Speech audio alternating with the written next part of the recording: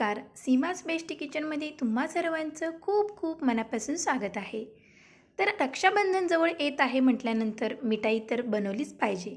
तर मिठाईमध्ये मी आज कडक सोहन हलवा बनवते. तर कडक म्हणजे काय असा तुम्हाला प्रश्न पडला असेल. तर ही रेसिपीच तशी आहे. तर एकदम 15 मिनिटांमध्ये ही रेसिपी बनली जाते. तर हा व्हिडिओ तुम्ही नक्की लास्टपर्यंत बघा, कुठेही स्किप करू नका. चला तर मग आता आपण सोहन हलवा बनवायला सुरुवात करूया.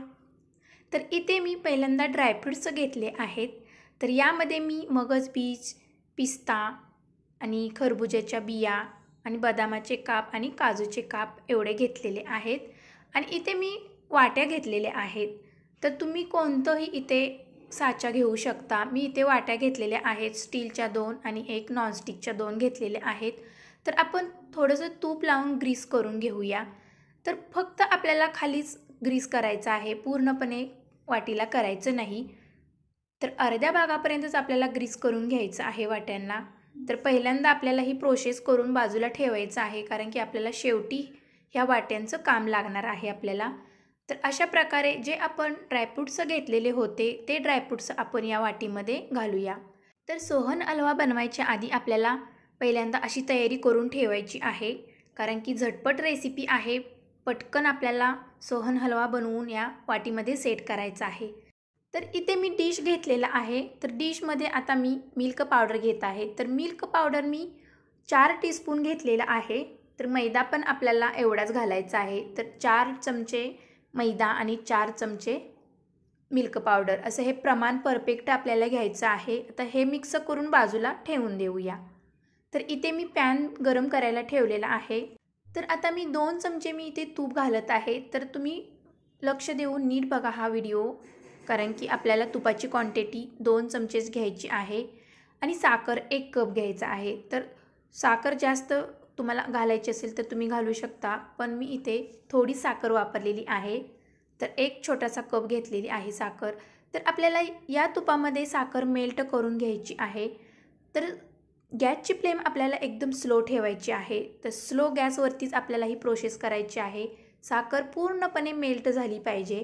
जर तुम्ही गॅसची फ्लेम मोठी करून साखर मेल्ट करत असाल तर साखर पूर्णपणे जळून जाईल आणि कडवटपणा आपल्या सोहन हलव्याला येईल. म्हणून गॅसची फ्लेम स्लो ठेवूनच आपल्याला साखर मेल्ट करून घ्यायची आहे. तर आता मी गॅसवरून खाली उतरलेलं आहे. गरम असतानाच आपल्याला जे मिश्रण आपण मिल्क पावडर आणि मैद्याचं केलेलं होतं ते पटकन घालून आपल्याला हे मिक्स करून घ्यायचं आहे.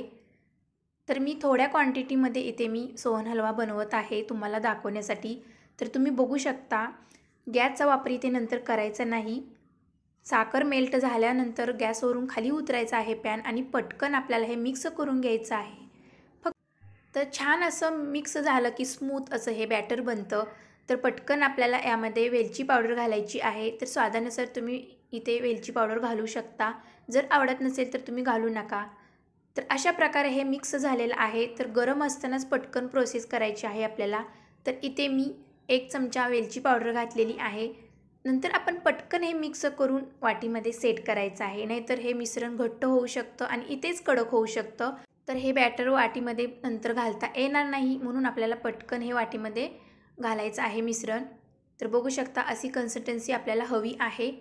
घातल्यानंतर आपल्याला चमच्याने स्प्रेड करून घ्यायचं आहे. तर इथे 4ही वाटीमध्ये मिश्रण ओतून झालेलं आहे. तर अशा प्रकारे आपण स्प्रेड करून घेऊया. तर हे मिश्रण थंड झाले की लगेचच सेट होतं, म्हणून 5 मिनिटे फक्त लागतात, जास्त वेळ लागत नाही. तर हे आता आपण 5 मिनिटासाठी बाहेरच ठेवायचं आहे, फ्रीजमध्ये ठेवू नका. तर बघू शकता. तर आता आपण वाटीमधून काढूया. तर सहजपणे हा सोहन हलवा निघत आहे. तर 4ही वाटीमधून तुम्हाला मी काढून दाखवते. तर बघू शकता तुम्ही किती सहजपणे हा सोहन हलवा निघतोय.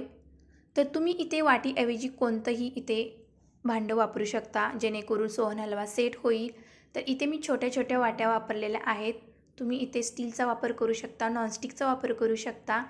तर सोहन हलवा असा जरा पातळसर ठेवायचा आहे. जर तुम्ही जास्त जाड ठेवला तर तो खूप कठीण येईल, तो खातेवेळी तुटणार नाही. म्हणून अशा प्रकारे आपल्याला सोहन हलवा बनवायचा आहे. जर जास्त पुढे मिश्रण गेलं तर तो हलवा खूप कडक होऊ शकतो. तर आपल्याला हे लक्ष देऊन सोहन हलवा बनवायचा आहे. तर अशा प्रकारे इथे चारही वाटीमधील सोहन हलवा मस्त असा परफेक्ट सेट झालेला आहे। तर तुम्ही बघू शकता किती मस्त कलर पण आलेला आहे आणि ड्रायफ्रूट्स जे आपण गार्निशिंग केलेलं आहे तेही किती सुंदर दिसत आहे बघू शकता।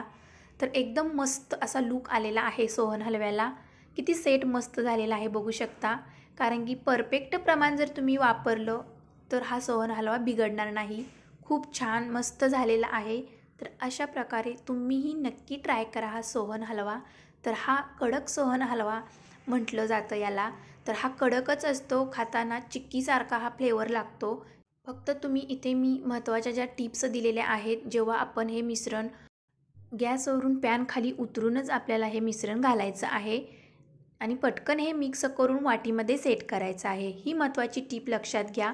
आणि गॅसवरती ठेवून आपल्याला मिश्रण ओतायचं नाही, नाहीतर हे कडक होऊन एकदम घट्ट दगडासारखे कठीण होईल। म्हणून तुम्ही पॅन खाली उतरूनच आपल्याला हे मिश्रण मिक्स करून वाटीमध्ये पटकन सेट करायचं आहे।